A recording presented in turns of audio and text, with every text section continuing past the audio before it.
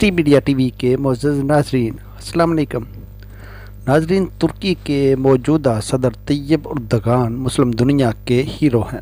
وہ 2003 سے 2018 تک ترکی کے وزیر اعظم رہے، مگر 2018 کے انتخابات میں بطور صدر حصہ لیا اور بھاری اکثریت سے صدر منتخب ہو گئے۔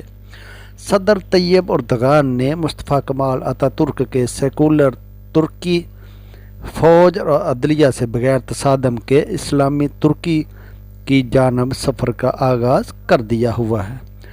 ترکی 1299 سے لے کر 1923 تک اسلامی ثقافت کا مرکز رہا ہے، جسے آج کل ہم سلطنت عثمانیہ کے نام سے جانتے ہیں۔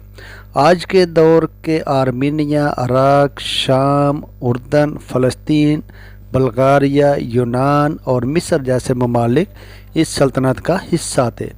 سلطنت عثمانیہ کے خاتمہ کے بعد ترکی مصطفیٰ کمال اتاتürk کی قیادت میں دین اسلام سے دور ہوتا چلا گیا اور اسے ایک بے دین ریاست میں بدل دیا گیا۔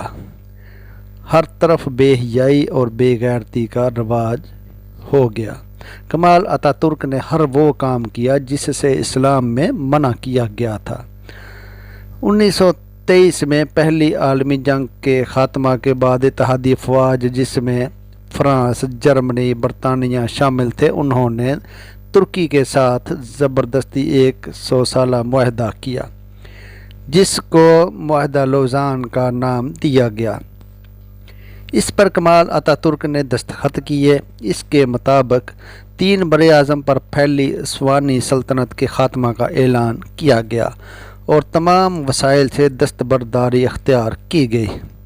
اس کے نتیجے میں تقریباً 40 ممالک معرض وجود میں آئے۔ موجودہ سلطان کی تمام جائیداد ضبط کر کے سلطان کو بچوں سمیت جلاوطن کر دیا گیا۔ اسلام اور خلافت پر پابندی لگا کر ترکی کو سیکولر ریاست قرار دیا گیا۔ ترکی میں تیل گیس کے وسیع ذخائر موجود ہیں، مگر ان کی ڈرلنگ پر پابندی لگا دی گئی۔ ترکی کی مشہور بندرگاہ باسفورس انتہائی اہم بندرگاہ ہے۔ اس کی اہمیت بھی نہر سویز جتنی ہے، کیونکہ یہ مشرق اور مغرب کو ملاتی ہے۔ اس طرح باسفورس بندرگاہ بھی 2 براعظموں یورپ اور ایشیا کو ملاتی ہے۔ اس کے ایک طرف بلیک سی اور دوسری طرف میڈیٹرینین سی ہے۔ اس پر پابندی لگا کر اس کو عالمی ملکیت قرار دے دیا گیا اور اس کا اختیار یورپ کے پاس چلا گیا۔ ترکی پر پابندی لگا دی گئی کہ وہ اس بندرگاہ سے کوئی ٹیکس نہیں لے سکتا۔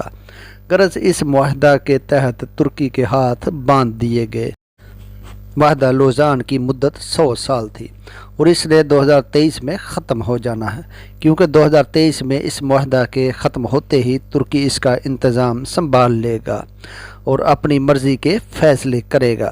اسی لیے یورپ 2023 سے بہت خوف زدہ ہے، یعنی خلافت پر لگائی گئی پابندی ختم ہونے کو ہے اور ترکی کے صدر رجب طیب اردگان اسلامی ثقافت میں رنگے ہوئے ہیں۔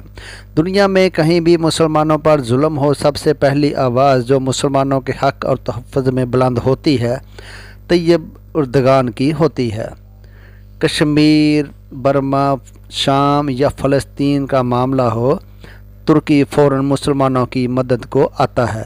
امریکہ کے صدر ٹرمپ نے جب پاکستان پر مختلف الزامات لگائے تو اس وقت بھی رجب طیب اردگان ہی پاکستان کے لیے بولے تھے۔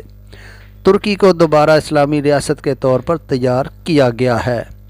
ترکی کے بعض علاقوں میں رجب طیب اردگان کو سلطان کہتے ہیں۔ عالمی طاقتوں کو خدشہ ہے کہ کہیں ایسا نہ ہو کہ اہل ترکی طیب اردگان کی قیادت میں سلطنت عثمانیہ کی بحالی کی طرف نہ چلے جائیں۔ اس وجہ سے مارچ 2015 میں امریکہ بہادر نے فوجی بغاوت کے ذریعے ترکی پر مارشل لگوانے کی کوشش کی، مگر عوام نے طیب اردگان کی محبت میں فوجی ٹینکوں کے آگے لیٹ کر طیب اردگان کی حکومت کو بچایا اور بغاوت ناکام بنائی۔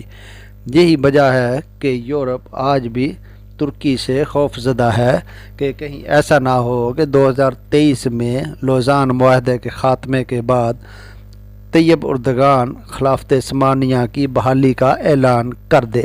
اس صورت میں اگر یہ اعلان ہوتا ہے تو وہ تمام علاقے جو کہ 27 مختلف ممالک پر مشتمل ہیں، جو کہ 1918 سے قبل سلطنت عثمانیہ کا حصہ تھے، طیب اردگان ان کی واپسی کا تقاضا بھی کر سکتا ہے، جس سے ایک بہت بڑا بحران پیدا ہو جائے گا۔ یہی وجہ ہے کہ یورپ 2023 سے بہت خوف زدہ ہے۔